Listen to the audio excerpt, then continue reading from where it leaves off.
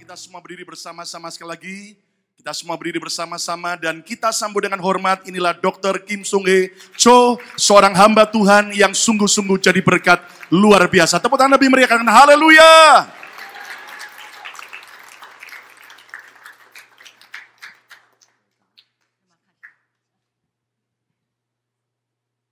Haleluya. Haleluya. Haleluya. Haleluya. I'm so glad to be here again. Saya sangat mengucap syukur untuk bisa berdiri di tempat ini. Third time to preaching, but I'm so glad again too. Dan sekarang saya bisa berkhotbah untuk Anda dan saya sangat berterima kasih. Please sit down, please. Anda boleh duduk. Especially I came here and attend the service, and you are young boys and girls, sing, song, and dance, and with a special light the cross. Then I'm so impressed. Saya sangat benar-benar kagum karena ketika saya di sini, Anda semua adalah orang-orang muda yang suka menari buat Tuhan. Amen. Thank you. Wonderful, wonderful dance and singing too. Dan saya sangat menikmati di mana Anda nyanyi dan menari untuk Tuhan. Apa kabar? Apa kabar? Selamat sore. Selamat sore. Terima kasih. Terima kasih. Puji Tuhan. Puji Tuhan. Puji Yesus. Puji Yesus. Haleluya. By the grace of God, since 2002, Dan demi kemurahan Tuhan sejak 2002, I've been working as a president of Hansei University. saya sudah bekerja sebagai rektor dari Hansei But University. at the same years, by calling, I was ordained as a pastor. Dan di tahun yang sama, dengan panggilan Tuhan, saya ditabiskan sebagai pastor dari North America Assembly of God. I have many opportunity to preach the gospel at the church or university in Korea and overseas. Dan saya mempunyai banyak kesempatan untuk berkhotbah di banyak gereja dan universitas di Korea dan juga di luar negeri. I am preparing to have an exchanging program for Korean and foreign countries students. Dan saya sedang mempersiapkan untuk pertukaran siswa, program pertukaran siswa antara siswa Korea dan siswa Amerika. America and foreign country. Dan juga untuk negara-negara yang lain. The American and the foreign country students, I provide the opportunity to experience Korean culture too. Untuk murid-murid Amerika dan juga untuk siswa dari luar, saya memberikan kesempatan untuk mereka bisa mengalami kebudayaan Korea. Some of you want to come to Korea, welcome. Dan beberapa Anda kalau mau datang ke Korea, kami sama menyambut Anda. I can give you the scholarship too. Dan saya akan memberikan beasiswa juga. Hallelujah. I welcome. You know that Jesus was crucified and dead of burial. Dan apakah Anda tahu setelah Tuhan Yesus disalibkan dan dia mati dan sudah dikuburkan? In Jerusalem, the disciples were together with the door locked. Dan di Yerusalem, para murid bersama-sama di satu tempat dan pintunya dikunci. Why they lock the doors? Mengapa mereka mengunci pintu? Because the disciples trembling with fears. Karena para murid gemetar ketakutan. You know why? Engkau tahu kenapa? Because they afraid the Pharisees and Judeans to make same thing like Jesus Christ. Karena mereka takut bahwa apa yang terjadi dengan Tuhan Yesus akan terjadi dengan mereka. I had one story, it's interesting. The Peter is very brave, you know that. Saya mempunyai satu cerita yang sangat menarik. Engkau tahu bahwa Petrus adalah sang pemberani. So Peter is with Jesus together, and he became the brave, and then cut the ear of the soldier. Ketika Petrus bersama dengan Tuhan Yesus, Petrus menjadi sangat berani. Dia sangat berani sampai dia berani untuk mengiris telinga dari salah satu ajudan. But Jesus said, you cannot use the knife. You cannot use the sword. You use the sword and you can fail by the sword. Don't use that sword. Dan Tuhan Yesus berkata kepada Petrus, jangan memakai tombak itu, jangan memakai pedang itu. But without Jesus, Tapi they are all trembling. Tapi ketika tidak ada Tuhan Yesus, mereka semua ketakutan. And lock the door and afraid of somebody else lock. Why? How can I do? Dan mereka saking ketakutan, mereka mengunci pintu dan mereka berpikir apa yang bisa kami lakukan. That's meaning that our life with Jesus Christ, that we can brave men. But without Jesus, we are very weak. You couldn't know that. Sama seperti kehidupan kita, ketika kita punya Tuhan Yesus dalam hidup kita, kita menjadi berani. Tapi ketika kita tidak punya Tuhan Yesus, kita menjadi penakut. After Jesus' resurrection, and knock the door. Setelah Tuhan Yesus bangkit dan menapakkan diri pada para murid, dia mengetok pintu. John 20:19. Di Yohanes 20 ayat 19. Mari kita baca sama-sama. 1, 2, 3. Pada waktu itu datanglah Yesus dan berdiri di tengah-tengah mereka dan berkata, damai sejahtera bagi kamu. Jesus said to the disciple, first word, and peace be with you. Tuhan Yesus mengatakan kata pertama untuk murid-muridnya adalah damai sejahtera bersama engkau. It's very important that Jesus wants you have a peace. Dan itu sangat penting karena Tuhan Yesus mau Anda mempunyai satu damai sejahtera. You know, peace is a shalom in Hebrew words. Dan Anda tahu damai sejahtera di kata Ibrani adalah shalom. Shalom means peace with full of joy. Shalom artinya damai sejahtera dengan penuh sukacita. We can say right now your next one with a joy and then shalom with a smile face, okay? Engkau bisa katakan pada kanan kirimu shalom dengan with a smile. Dan kau harus tersenyum. Shalom, shalom. Shalom, shalom. Shalom. Shalom. And the shalom. Shalom, everybody. Hallelujah. As Jesus said, that say the shalom, the person next to you, every time you can say the shalom, shalom is very good for you. Dan ketika Anda punya teman sebelah kanan kiri, setiap kali Anda bertemu mereka, engkau boleh berkata shalom kepada mereka. Every source of peace come from the relationship with God. Dan semua sumber damai sejahtera datangnya dari hubungan intim dengan Tuhan. If you are without God, there is no peace. Kalau engkau tidak ada Tuhan, engkau tidak akan mempunyai damai sejahtera. If you are with God, then that's enough to have a peace. Kalau engkau bersama dengan Tuhan, engkau akan punya damai sejahtera itu. Therefore, we should always live with the peace in the Lord. Dan maka dari itu kita harus setiap saat hidup di dalam damai sejahtera Tuhan.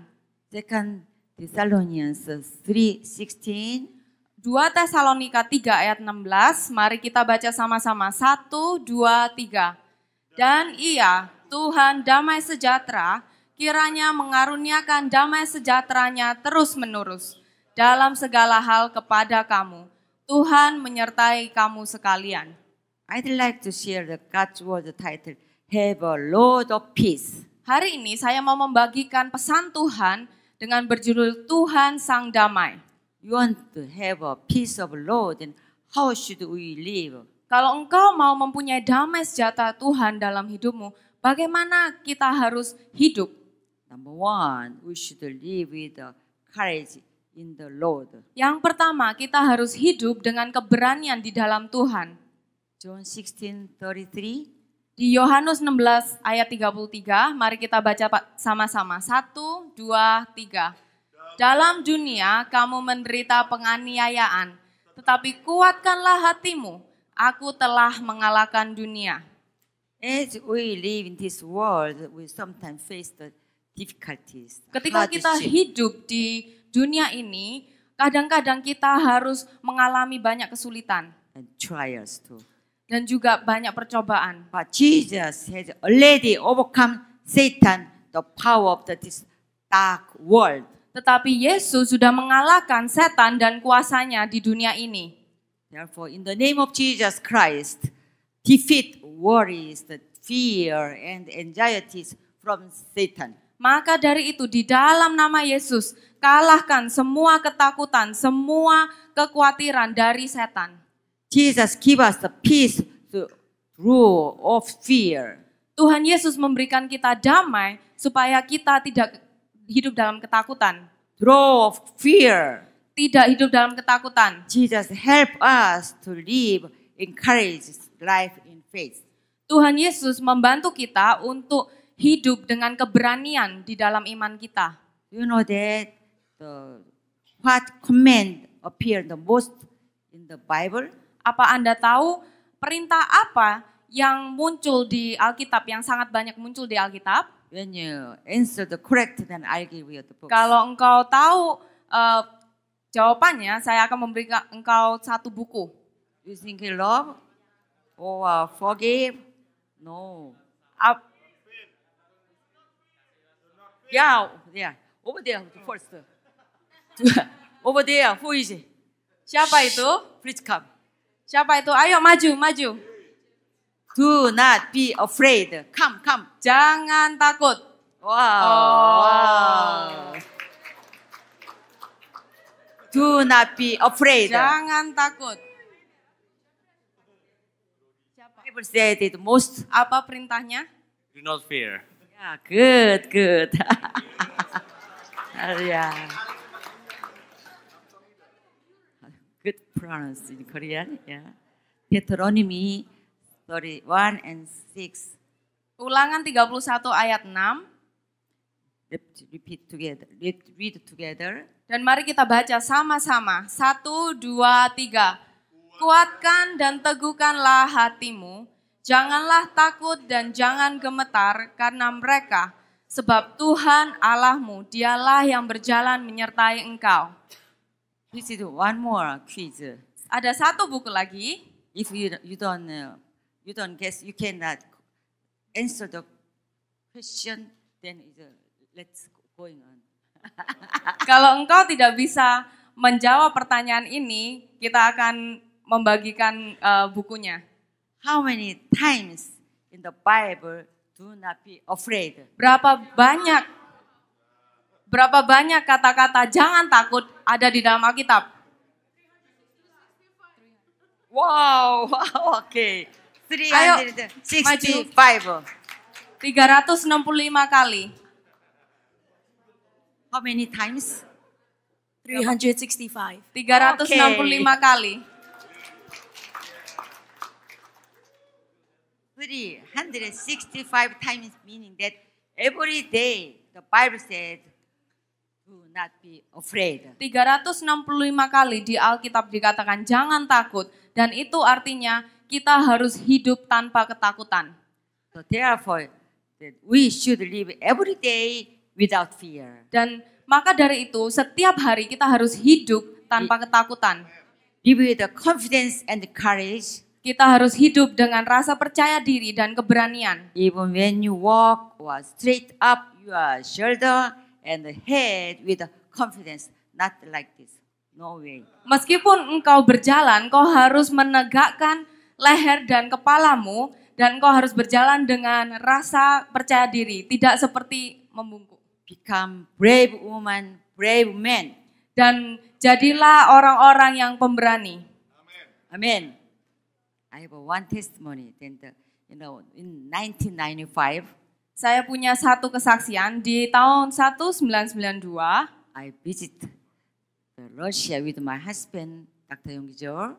Saya pergi ke Rusia dengan suami saya, Dr. Yonggi-jo. At the time, several months after the collapse of the Soviet Union, Beberapa bulan setelah runtuhnya Soviet Uni, at the place still afraid.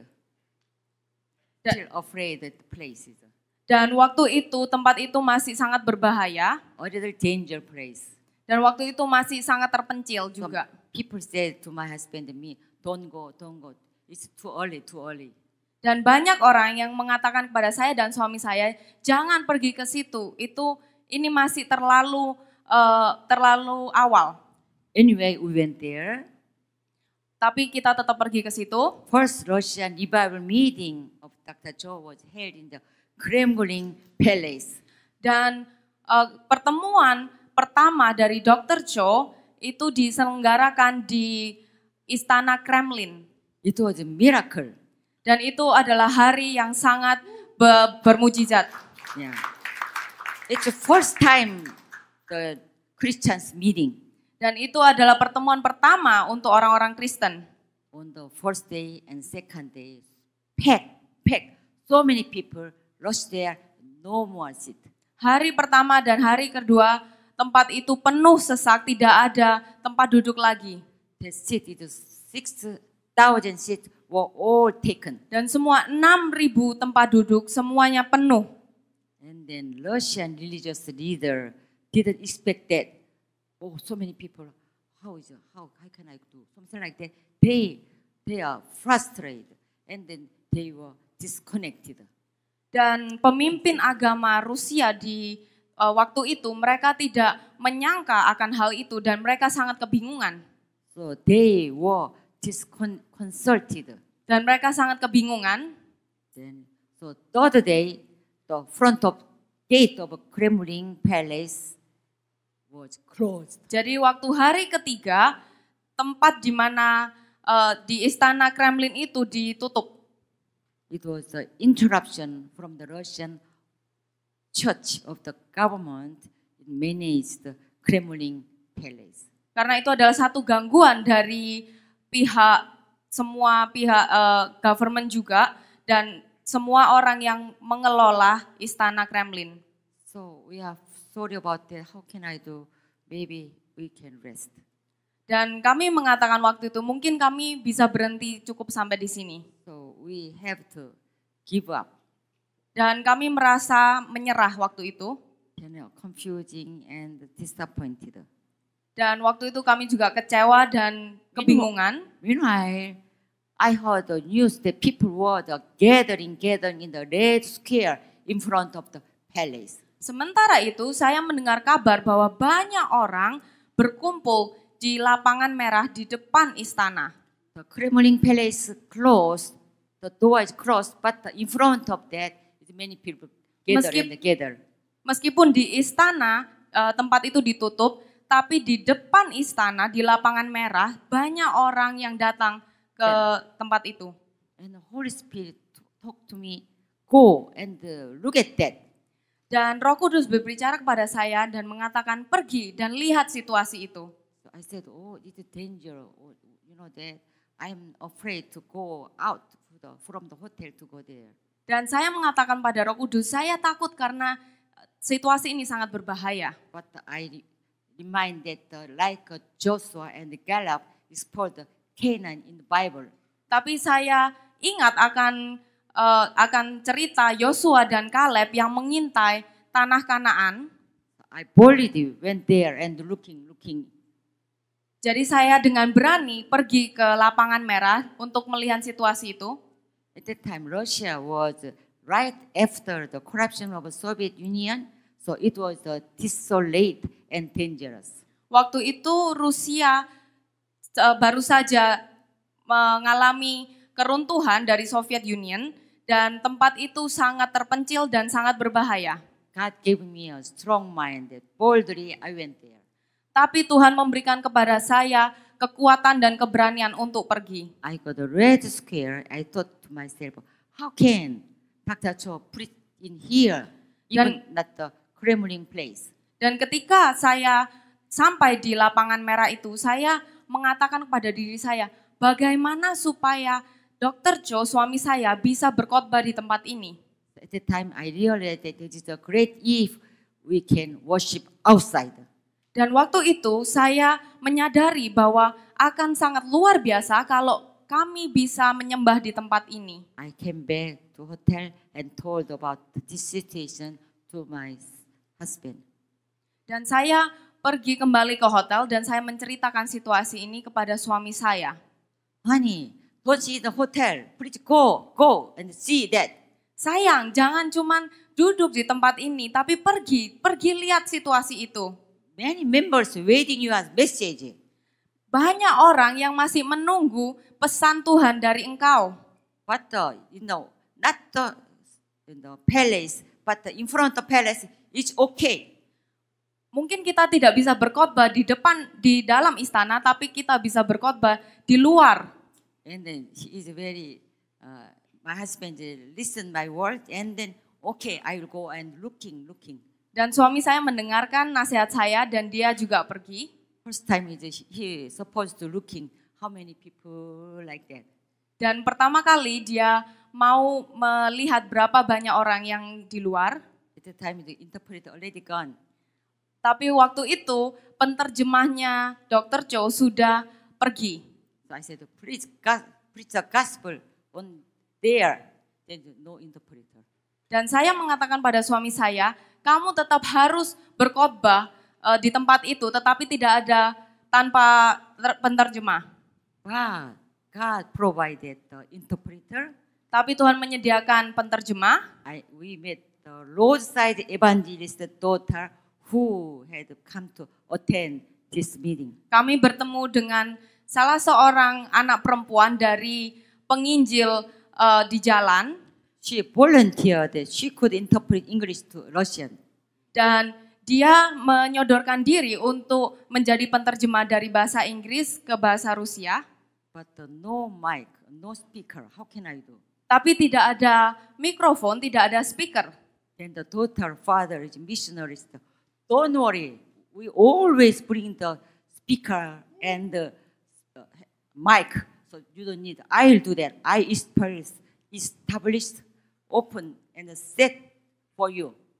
Dan ayah dari anak ini berkata, jangan khawatir karena kami adalah penginjil jalan yang biasa berdiri di jalan untuk mengabarkan Injil. Kami punya mikrofon dan kami punya speaker. Hallelujah. Haleluya.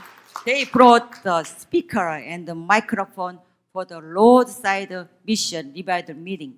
Karena mereka sudah biasa untuk membawa speaker dan mikrofon. So by the guidance of Holy Spirit, Dr. Cho took courage and began to preach the gospel.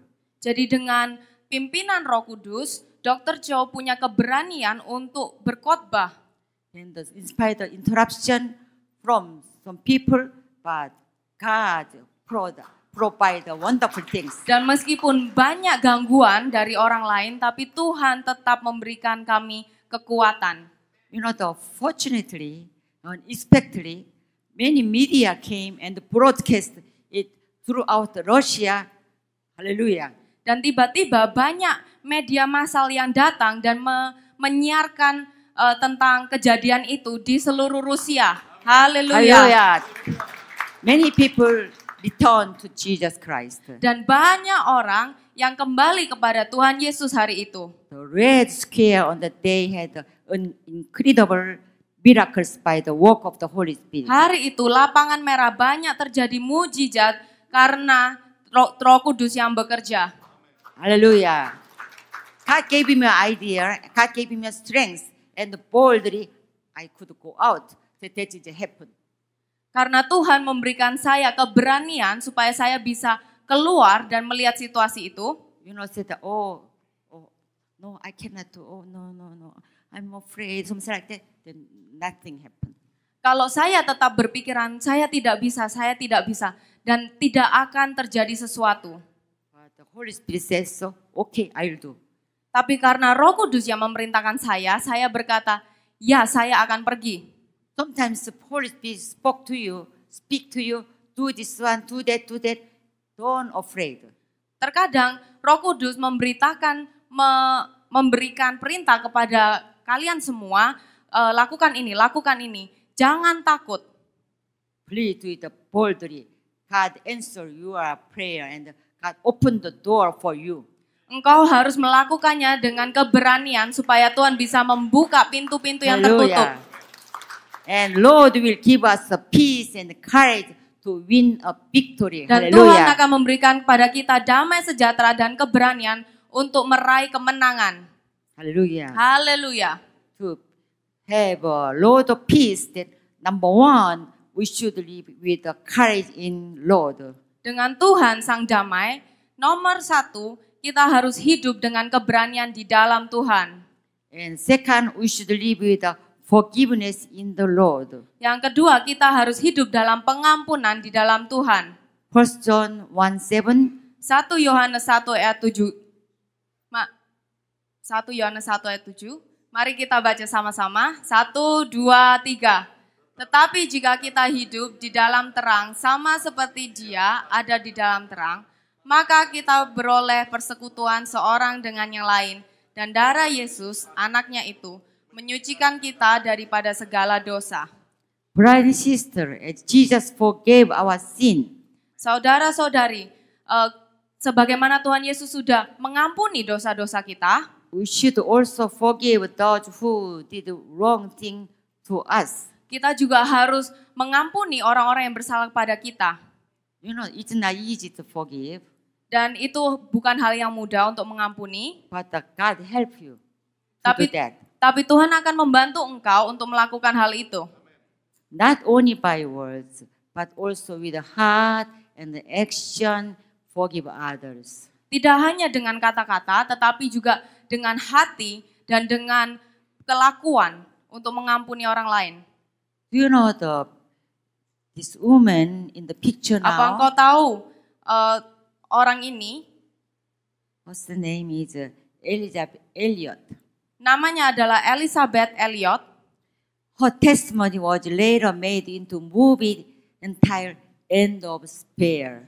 Dan kesaksiannya difilmkan dan film itu berjudul End of Spear atau Ujung Tombak. You know the end of the spare. Do you know who is he? Apakah engkau tahu siapa dia? Achan tribe. Achan tribe.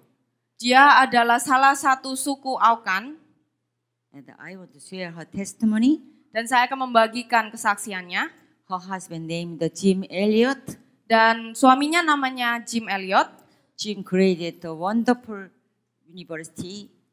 Dan Jim sudah lulus dari satu universitas yang terkemuka. While praying, Jim received the God's calling for South America. Ketika Jim berdoa, dia menerima panggilan Tuhan untuk Amerika Selatan. So in 1956, 28 years old, Jim Elliot and 4 missionaries went into the land of Aucan tribe together in South America. Dan di tahun 1956, Jim Elliot yang berumur 28 tahun waktu itu, bersama dengan 4 misionaris, mereka bersama-sama pergi ke tanah di mana suku Aucan berada. You know, the Aucan tribe is the cannibal tribe. Cannibal tribe, it fresh the people. Suku Aucan adalah suku kanibal yang sukanya memakan orang. It's very danger, you know. Dan itu sangat berbahaya. I don't want to go there. Saya tidak mau pergi ke situ. But here and there in the jungle of the Ecuador, South America. Mereka berada di hutan Ekuador di Amerika Selatan. But even before the sharing the love and the message of God, they were brutally killed by the spell of Aucan tribe. Tapi sebelum mereka bisa membagikan kasih Tuhan, mereka dibunuh secara brutal oleh tombak dari suku Aucan. After hearing their regrettable death, Life and Times magazine made a headline in rage. Dan ketika mendengar tentang kematian yang sangat disesalkan itu, majalah Time membuat satu berita. You know, the Aucan tribe, how can they kill the missionaries? And I don't know, it or not, I don't know. Bagaimana suku Aucan ini bisa membunuh misionaris dan saya tidak tahu apa mereka dimakan juga sama. but I can guess that they ate. Tapi menurut saya mereka dimakan. So, yes or no? You can guess. But anyway, then it's during the interview with Elizabeth, his wife, Dan ketika interview wawancara dengan Elizabeth, the reporter said, "What a waste! wartawan itu berkata, itu hal yang sia-sia. Your husband was such a promising young man with a good education." Suamimu adalah seorang yang sangat luar biasa dengan masa depan yang cerah. Then she said, "No, it's not a waste. Dan dia berkata, itu bukan hal yang sia-sia. This is a sum of the sacrifice. Itu adalah bagian dari pengorbanan. My husband has been preparing for the moment since he was young." Suami saya sudah mempersiapkan untuk hari ini ketika dia masih muda. So she studied the 3 years for the training for the nursing and received the license and Aukan language training too. Jadi dalam 3 tahun Elizabeth menerima pelatihan dalam keperawatan dan juga dalam bahasa Aukan sukunya. Elizabeth and the wives of the sacrificed missionaries went together into the land of Aukans with their children too. Elizabeth dan juga para istri dari misionaris yang sudah dikorbankan tadi, mereka bersama-sama pergi ke tanah Aukan dengan anak-anak mereka. They went in spite of the list of their deaths, but surprisingly, she didn't know that. Jadi mereka pergi ke tempat itu meskipun taruhannya adalah nyawa. Dan mereka tidak tahu But Aukan only kill men, not women. kalau suku Aukan hanya membunuh para pria, bukan wanita. So, the missionary's wife, they didn't die because they didn't kill them. Jadi para istri dari misionaris ini tidak mati karena mereka tidak dibunuh. They devoted sharing love with the Aukans and to take care of the sick people sincerely. Dan para istri ini dengan setia membagikan kasih kepada suku Aukan. After 5 years, the chief asked Elizabeth, Dan setelah 5 tahun, kepala sukunya bertanya dengan Elizabeth, "Why are you helping us here?" kenapa engkau membantu kami di sini? Then she said, "We are the wives of the men you killed 3 years ago." Dan dia berkata, kami adalah para istri dari misionaris yang telah engkau bunuh 3 tahun yang lalu. We are because of God's love, I forgive you. Dan kami berada di sini karena Tuhan mengasihi engkau dan saya mengampuni engkau. Hallelujah. Haleluya. Hearing this, many Aukan people were impressed. Dan mendengar hal ini, banyak orang suku Aukan, mereka sangat terkesan. After their death, 8 years later, Dan 8 tahun kemudian, and they accept Jesus Christ as their Savior. mereka menerima Tuhan Yesus sebagai Tuhan dan Juru Selamat mereka. And they dropped their bad habit of cannibalism. Dan mereka memberhentikan satu habit yang jelek, yaitu memakan orang. And they dedicate to give their life for Christ. Dan mereka memberikan hidup mereka untuk Tuhan Yesus. What a touching story. Ini Isn't it? adalah salah satu cerita yang sangat menyentuh hati. What make this story possible? Dan apa yang membuat cerita ini mungkin? And Jesus Christ had died for us. The woman forgave Aukan by the love of Christ. So it is possible. Sebagaimana Tuhan Yesus sudah mati untuk kita. Dan para wanita ini mengampuni suku Aukan karena kasih Yesus yang ada dalam mereka. Hallelujah.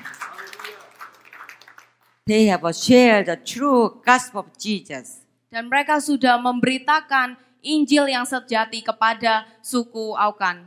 2 Corinthians 2:10. 2 Korintus 2 ayat 10, mari kita baca sama-sama. 1, 2, 3. Sebab barang siapa yang kamu ampuni kesalahannya, aku mengampuninya juga. Sebab jika aku mengampuni, seandainya ada yang harus kuampuni, maka hal itu kubuat oleh karena kamu di hadapan Kristus. Hallelujah. Haleluya. I have experienced my story. Saya juga mengalami satu kesaksian. You know that long time ago there was someone who was very close to me and my husband. Beberapa waktu yang lalu ada seseorang yang sangat dekat dengan saya dan suami saya, But he betrayed tapi and went out from our church.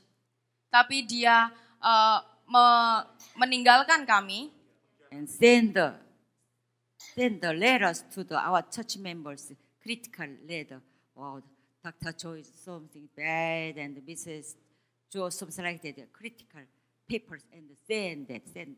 dan dia menuliskan suatu surat yang mengkritik Dr. Joe, dia mengatakan semua keburukan Dr. Joe dan dia mengirimkan itu kepada semua jemaat di gereja kami. This hurt me so lot, so I couldn't even sleep.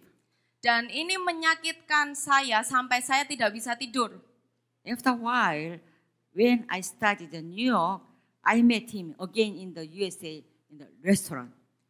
Setelah beberapa saat setelah itu, saya berjumpa kembali dengan dia di Amerika di dalam restoran. My heart started pounding. Pum, pum, pum. Jantung saya berdetak, pom, pom, pom.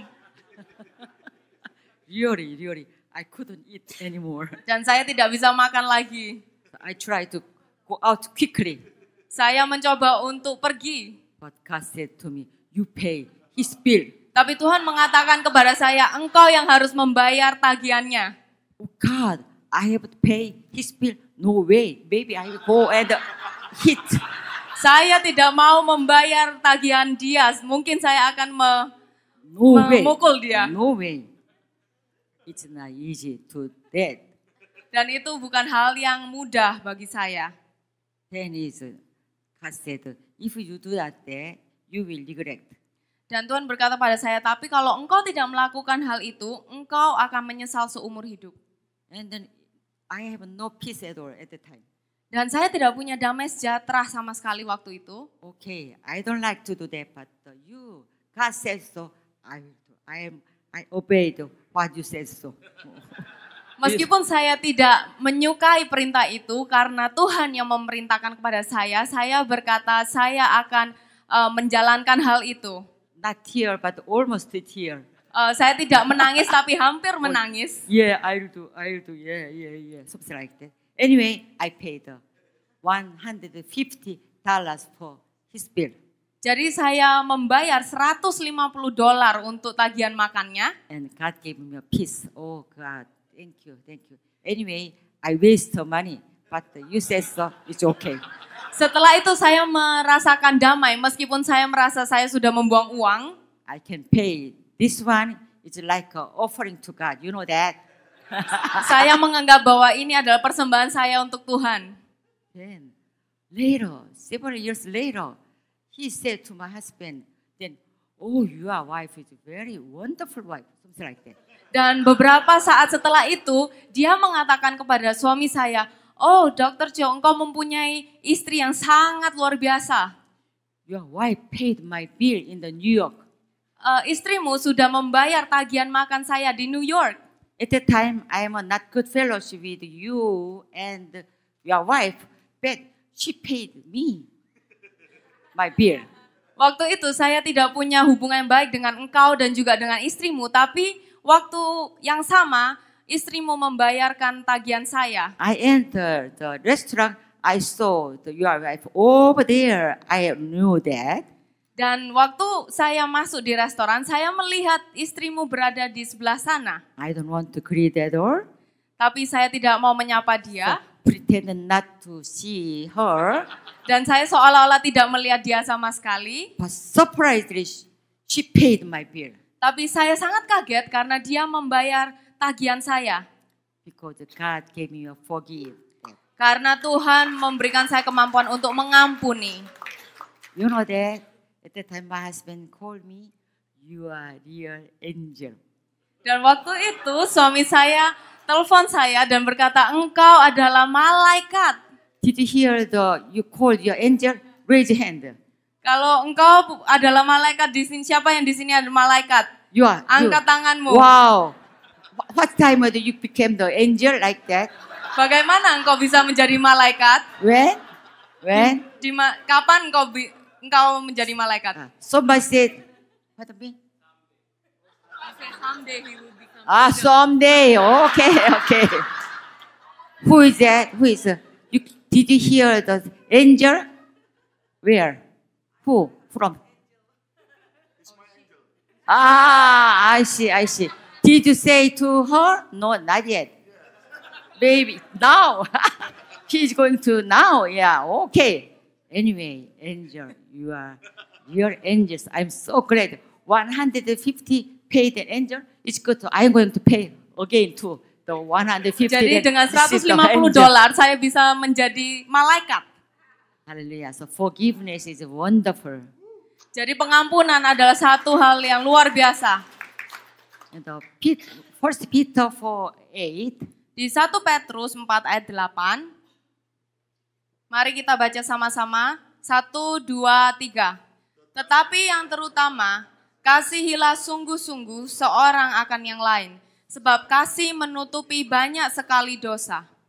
Likewise, when we forgive others, then cover others' fault with the love of God's love. Seperti itu juga ketika kita mengampuni orang lain dan kita menutupi kesalahan mereka. You know that forgiveness is not easy, Pengampunan bukanlah suatu hal yang mudah.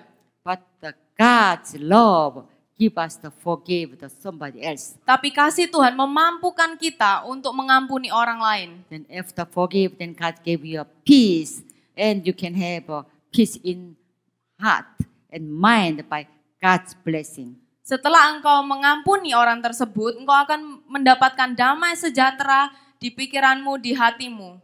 You know, love of the peace. How should we live? Dengan Tuhan Sang Damai, bagaimana kita harus hidup? Number one, let's read together. Number one. Pertama, mari sama-sama katakan, kita harus hidup dengan keberanian Tuhan. Second one, we should live with forgiveness in the Lord. Kedua, kita harus hidup dalam pengampunan. Third one, we should live with understanding in the Lord. Dan yang ketiga, kita harus mengenal hati Tuhan. You know that the people who can understand others is full of love and consideration. Apakah Anda tahu, orang-orang yang bisa mengerti orang lain adalah orang yang penuh dengan kasih dan pengertian. We are talking together, conversation, then I understand you. How can you understand me? You know my situation? No way, you can never understand me, my situation. Something like that. Pengertian adalah ketika kita bercakap-cakap dengan orang dan mereka berkata, engkau tidak akan pernah mengerti situasi saya. It's not easy to real understanding and share with others. Karena tidak mudah untuk mengerti orang lain dan berbagi dengan orang lain. We have a peace in our heart in God. Kita punya damai sejahtera yang dari Tuhan di dalam hati kita. However, the egoist and the self-centered people are not considerate of others. Tapi orang-orang yang berfokus dengan dirinya sendiri, mereka tidak mengerti orang lain. These people have no peace of God in their heart. Orang-orang ini tidak punya damai sejahtera di dalam hatinya. I like this sentence, this word. Then there is a say, plan as through you will live for 1 century. Saya menyukai pepatah ini yang berkata, rencanakan seperti engkau akan hidup selama 1 abad. But live as though you will be living today. Tapi hidup seakan-akan seperti engkau akan pergi hari ini. It's meaning that you have a plan, is 1 century, 100 years, something like that. But you said, I live today, then I will go to heaven. Something like that. You said so, you think so, then you have many changing your life. Dan ini adalah seperti engkau sekarang merencanakan hidupmu 100 tahun ke depan, tetapi hari ini ketika engkau hidup, engkau berpikir hari ini saya harus masuk surga. We use easily throw away greed and love and understand others. Ketika kita berpikir seperti itu, kita akan dengan mudahnya membuang semua keserakahan dan kita akan mengasihi dan mengerti orang lain. Long time ago, I prayed to God, "Oh Father, how should I live in the future?" Di waktu yang lalu saya berdoa kepada Tuhan dan saya berkata, Allah Bapa, bagaimana saya harus menjalani masa depan saya? And God said, "Look after the orphans and the widows." Dan Tuhan mengatakan, engkau harus memperhatikan semua anak-anak dan para janda. James 1:27. Di Yakobus 1 ayat 27, mari kita baca sama-sama. 1, 2, 3. Ibadah yang murni dan yang tak bercacat di hadapan Tuhan Allah, Bapa kita, ialah mengunjungi yatim piatu dan janda-janda dalam kesusahan mereka. One woman came to me and asked me that to undertake the orphanage.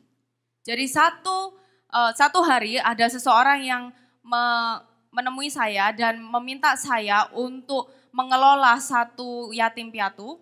Then I said, "Oh no, I don't want to do that." Dan saya mengatakan saya tidak mau melakukan itu. And the second time, third time she came again. Dan kedua kali dan ketiga kali dia menemui saya berkata oke. That I remind that God said, "Look after the orphan and the widows." I remember that. Dan saya mengingat bahwa Tuhan memberikan saya perintah untuk take care anak yatim piatu.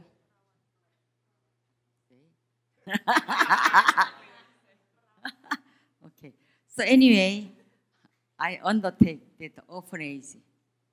Dan setelah itu saya mengelola yatim piatu itu. And then the children in the orphanage, the very poor condition. Tetapi di yatim piatu itu mereka hidup dengan kondisi yang sangat susah. They had no tissue and they used a piece of the newspaper instead. Mereka tidak punya tisu, jadi mereka menggunakan koran. So after I saw them living a tough life, I was really sad. Ketika saya melihat mereka hidup seperti itu, saya benar-benar sedih. Somebody else, our church members, donated large number of the tissue on a truck.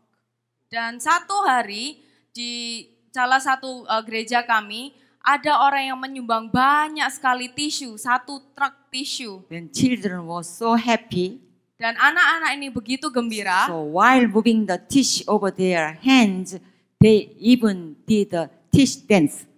Dan mereka sangat gembira, mereka sampai menari dengan tisu itu. I'm so glad to hear that. Dan saya sangat mengucap syukur. Then the children become the better condition, Dan mereka mempunyai kehidupan yang lebih layak and sekarang. therefore faith toward God began to grow. Dan iman-iman mereka kepada Tuhan mulai bertumbuh. God blessed me and the new building for them. Dan Tuhan memberkati saya untuk membangun Haleluya. satu building yang baru. So God giving me a blessing to do that way. Dan Tuhan memberikan saya berkat untuk melakukan itu. And then they said, thank you, President Kim. But I said, thank you for the orphanage. Why? Dan mereka berkali-kali mengatakan kepada saya, terima kasih Dr. Kim. Tapi saya mengatakan, tidak, terima kasih untuk engkau. Because when I help them, the peace and joy come from the heaven to me. Karena ketika saya membantu mereka, ada damai sejahtera dari surga yang masuk dalam hidup saya. Hallelujah. Haleluya. Because I gain more happiness while helping them. Karena saya memiliki kebahagiaan yang lebih dengan membantu mereka. Do you know that is the three kinds of happiness person in the world? Apa engkau tahu ada 3 macam orang yang sangat berbahagia? Number one is that the physical health person is the happiest person. Yang pertama adalah orang yang sehat. And second is the mentally health person. Yang kedua adalah orang yang sehat secara mental. You know, the happy person, the health person is good. But every time is sick and oh, I'm sick. No, I don't think God doesn't want to. Orang yang sakit-sakitan adalah bukan orang yang berbahagia. And the second is the mentally health person. It's very important. Sometimes we meet the person you like this way or like this way. That's terrible. Then they are not mentally health, not the mentally health person. Yang kedua adalah orang yang sehat secara mental, bukan orang yang ketika engkau berbicara dengan mereka, pikirannya di yang lain. So in the person who share and thanks, that's the very good and happiness person in the world. Yang ketiga adalah orang yang suka berbagi dan suka mengucap syukur. I hope we would live more with the thanksgiving, sharing, and the understanding heart. Saya mengharapkan kita semua di tempat ini hidup dengan rasa ucapan syukur dan saling membagi dan juga hati yang penuh dengan pengertian. You know, the understanding others means to put yourself in one's shoes. Engkau tahu, untuk mengerti orang lain, kau harus menempatkan dirimu pada posisinya. If we do not wear the shoes by ourselves, we cannot know if it's fit or not. Fit or not. Kalau kita tidak menempatkan diri kita di posisi mereka, kita tidak akan tahu. If I understand her, then I put her shoes, then I could understand her situation. You know? Kalau saya mengerti dia, saya akan menempatkan diri saya, menempatkan kaki saya pada sepatunya. Jadi saya bisa merasakan apa yang dia rasakan. When we are in the other's shoes, we can know how others feel. We can know how others feel. Ketika kita menempatkan diri kita di posisi orang lain, kita bisa merasakan apa yang mereka rasakan. Brothers and sisters, you want to understand somebody else? Saudara-saudari, apa engkau mau mengerti orang lain? You understand and fully the wife? Raise hand. Apa engkau mengerti istrimu? You understand the husband? Atau mengerti suamimu? Or you really understand your kids? Atau mengerti anak-anakmu? Or you really understand your mother and the father? Apa engkau mengerti orang tuamu? Then raise your hand. Angkat tanganmu. Siapa yang mengerti? You don't want to understand? Apa engkau mau mengerti mereka? Yeah, you understand. You want to understand someone else? Then raise your hand. Apa engkau mau mengerti orang lain? Amen. Amin. How to do that? Bagaimana kita bisa melakukan itu? Put their shoes on that person. Tepatkan dirimu di posisi mereka. It's very important. Wear the shoes. Dan itu adalah hal yang sangat penting. Put yourself in your children or parents' shoes. Tempatkan dirimu di tempat anak-anakmu atau di posisi orang tuamu. You know, for instance, the husband came to home and very exhausted. Contoh, ada suami yang datang pulang ke rumah dan benar-benar capek. And the wife has to understand the husband is very poor. So she has to put husband shoes. Dan para istri harus berusaha mengerti posisi suami dan para istri harus menempatkan dirinya di posisi suaminya. Then my husband will very tired. She understand. Suami saya lagi capek, saya mengerti. Then honey, come home well, and welcome. You are so precious things and work and help us to earn the money to take care of the children and me. Thank you. Baby, put their shoes, husband's shoes, then wife can say that. Mungkin para istri berkata, sayangku, aku tahu engkau capek, tapi terima kasih karena engkau sudah membantu cari uang untuk keluarga ini. Itu adalah contoh bagaimana para istri bisa menempatkan posisi di suaminya. Without that, then wife doesn't understand how husband and the husband came home. Then, and then, please help me, this one, or brought in the trash, and something like that. Kalau istri yang tidak mengerti suaminya, ketika suami pulang dan suami capek, istri akan minta dibantuin suami, tolong kerjain ini. For instance, the husband is put their shoes, wear the shoes is the wife's shoes, then, oh, my wife is so difficult time because to take care of all the things, housework, and raise the children. Wow, my wife is a very good wife. Oh, thank you. Maybe the husband will say that because he wear the wife's shoes. Seperti contoh juga para suami yang mengerti para istri, ketika engkau melihat istrimu dan engkau berkata, oh mungkin dia sangat capek, dia harus mengurusin banyak pekerjaan rumah tangga, dan itu adalah contoh di mana para suami mengerti posisi para istri. You know, the children too, when come home, then mother said, oh, come, did you study well? Did you have a good grade? Something like that. Dan mungkin juga para ibu ketika anak-anak pulang dari sekolah langsung ditanya, bagaimana nilaimu hari ini? Apa engkau mendapat yang bagus atau yang jelek? Did you attention to the study or sleep? Apa engkau memperhatikan gurumu atau engkau tidur? Then you know, the boys and girls, the son and daughter is upset about it. Dan anak-anak juga akan merasa sedih dengan hal itu.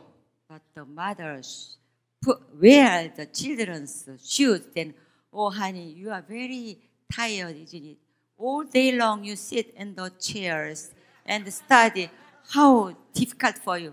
Please sit down here. Which one do you want to eat? I can prepare like that. Mungkin para ibu bisa mencoba menempatkan dirinya ketika anak datang dan kau menyambut dia dan kau berkata, oh mungkin kau sudah terlalu capek duduk di bangku sekolah. Ayo duduk sini, apa yang kau mau makan?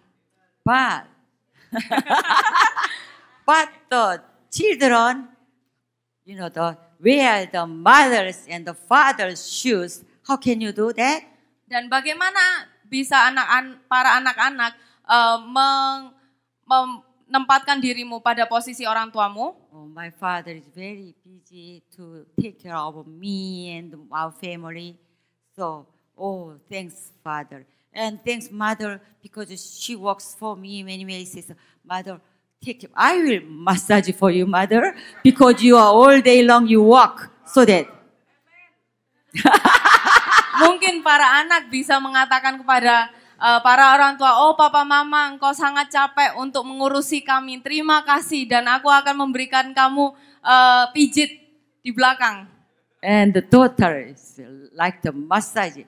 Fathers like to receive the massage from the, especially daughter. Dan para bapak-bapak suka kalau dipijit sama anak perempuannya. Brothers and sisters, put yourself. With the wife. Pardon me? From the wife. From the wife? Receive massage. Wow, good. Sometimes it's good to massage each other. Kadang itu hal yang bagus untuk saling memijit. You know, the massage is good for the health, you know that? Apa engkau tahu kalau pijitan itu bagus untuk kesehatan? Your husband want to live wife more and more, long life, then give her a massage.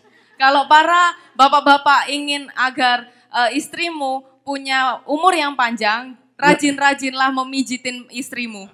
Your husband want to become the strength, body, then massage, because all the circulation of the blood is very important. Dan para istri juga tolong pijitin suami supaya suamimu jadi kuat. Amen. So understanding and put yourself in your children or parents' shoes or wife and husbands and your friend too. Jadi mengertilah orang lain dengan menempatkan diri Anda ke posisi mereka. Among the friends, one friend is upset. Why did he upset with me? Something like that. And upset again. No, that's not good. You can understand. Put your friend's shoes. Why he upset about it? You could think about that. It's very important for your relationship with your people. It's a social life. You should do that way.